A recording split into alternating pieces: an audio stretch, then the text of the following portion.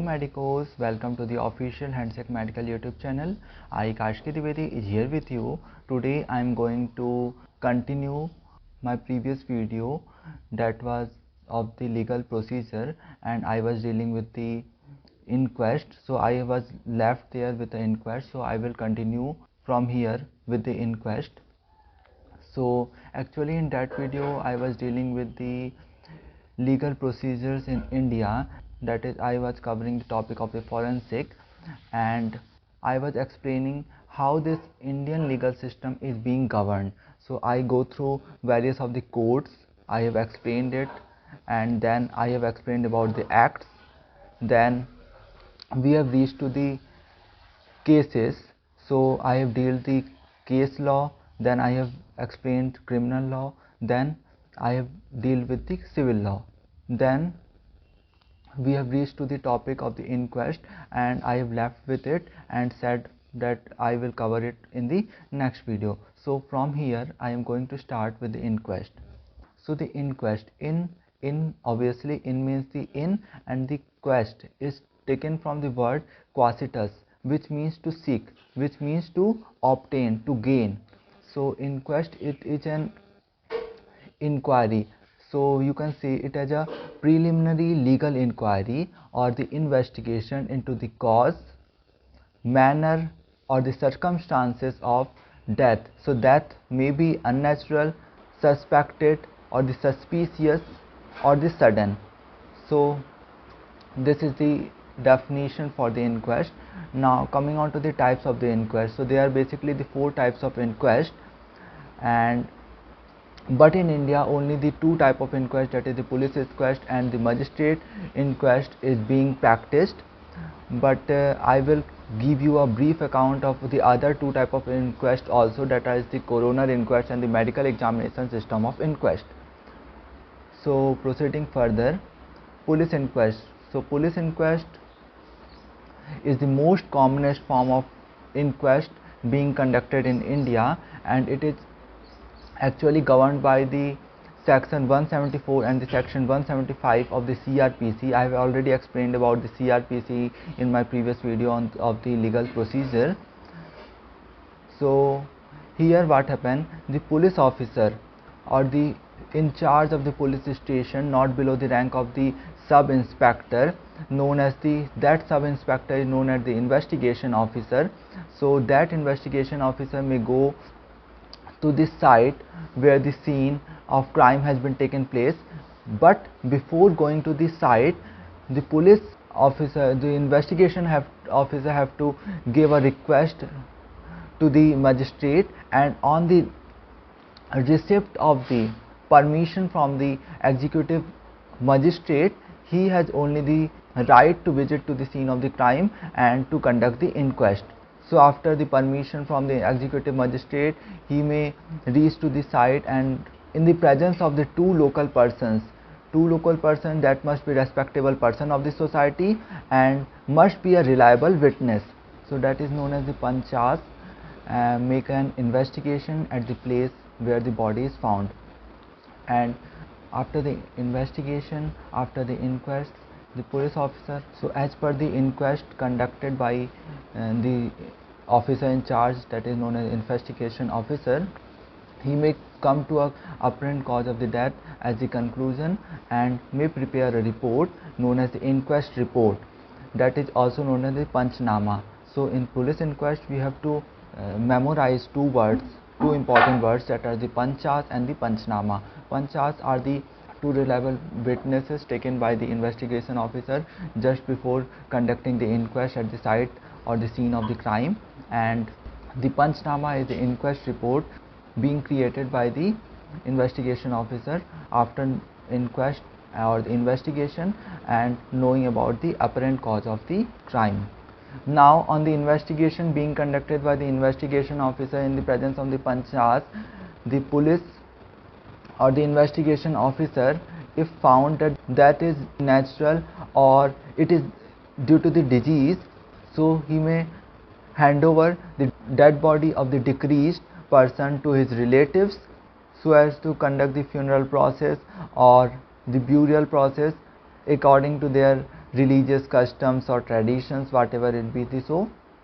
But if the police found that it is suspicious, it is unnatural, if the death is accidental or there is any foul play created or the death is not known, so the investigation officer sends that dead body to the nearest autopsy center for the autopsy post-mortem process along with the inquest report or the panchnama created by the investigation officer. Now proceeding further, coming on to the magistrate inquest. So magistrate inquest is actually dealt by the section 176 of the CRPC. Here what happened, it is conducted by the magistrate that is empowered or appointed by the state government. So it is the executive magistrate who conducts the magistrate inquest, and it is conducted by the magistrate. So magistrate may be the DM, SDM, Tehsildar or any of the person of the revenue department, may it be the DRO, that is the district revenue officer, or the RDO, that is the revenue divisional officer, or the PO to the collector or the district collector. So not below this rank, as explained by me just now, the magistrate can conduct the inquest. Now coming on to the conditions for the magistrate inquest. So whenever there is a death in the police custody or the police firing or the police interrogation, so where there is involvement of the police, so how can the police can make an inquest? If the police is involved in the case of the crime, so how can the police can conduct an inquest? So there is always the magistrate inquest only.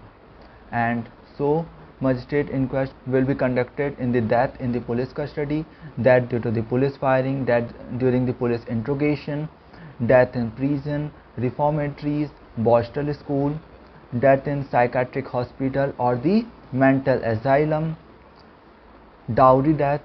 Dowry death must be within the 7 years of marriage, and also in the case of the exhumation. Exhumation is actually, ex means the out and humation is taken from the word humus. So humus is the topmost layer of the soil or the ground. So exhumation is basically the legal disinterment or the digging out of the dead body from the burial or the grave lawfully. So this is the exhumation. And if any person dies or disappears or rape in custody of a police, so here also there is involvement of the police, so it will be conducted by the magistrate or in any other custody authorized by the court. So this is the condition for the magistrate inquest. Also in any of the case of the crime or the death, the magistrate can conduct the inquest instead of the police inquest or in addition to the police inquest. Means he can stop the police to conduct the inquest by him and he himself conduct the inquest, or if he want he can conduct the inquest in addition to the police inquest. Police has already taken the inquest, but the magistrate could also conduct the inquest on its own as per his need, as per his choice. So he is free to conduct the inquest on its own also in any type of case. So it is the superpower of the magistrate. So this right is given to the magistrate according to the section 176 of the CRPC, that magistrate can conduct the inquest instead of the police inquest or in addition to the police inquest. Now proceeding further, coming on to the coroner inquest. So coroner is any person that is well versed in the medical knowledge or well versed in the law. So it is actually conducted in the UK and the USA. It is at this time not prevalent in India, but it was being practiced in India during the British period, but it was abolished from Calcutta since 1978 and lastly it is withdrawn from the Mumbai or the Bombay in 1999. So the coroner conduct investigation in all the suspected and the unnatural death. Coroner is empowered to summon or call any person for inquiry. Coroner court is a court of inquiry, but coroner is not empowered to conduct a trial or give a punishment. Now proceeding further, coming on to the medical examination system of inquest. So it is the most advanced system of inquest being practiced in the USA and the most of the developed and the advanced countries. So it is actually conducted by the medical practitioner or the forensic expert, and is appointed to handle the functions of the coroner. Medical examination system of inquest have no judicial function similar to the coroner, and the medical examination system of inquest is the whole in one itself. So it has the whole liability, whole right to conduct the inquest as per its own demand, as well as conduct the autopsy. So as he is well versed in the medical knowledge, medical field, so it would be better, so he is able to get the first hand evidence perfectly and have a better corroboration with the medical knowledge.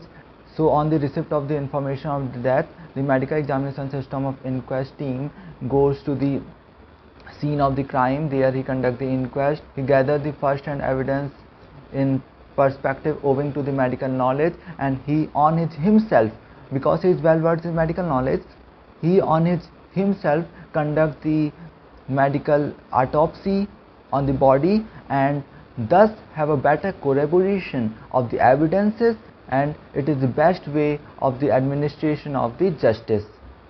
So you can say that it is superior to all the type of inquest I have dealt till now. So it is the most superior type of the inquest. So this much is all about the inquest.